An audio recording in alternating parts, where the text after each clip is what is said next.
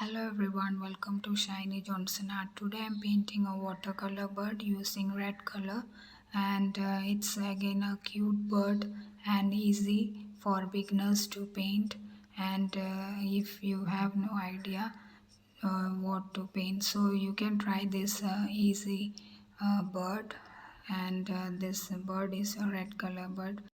So let's paint a cute bird today.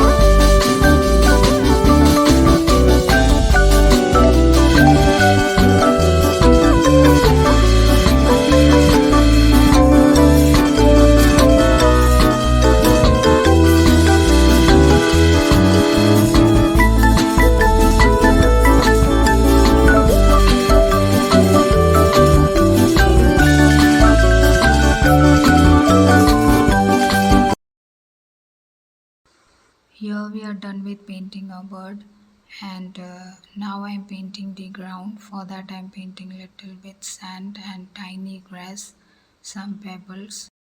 And beginners can try paint this easy bird since it's beginners friendly. And if you found this video helpful, and if you like the video, please like and subscribe to my channel. Thanks for watching and happy painting.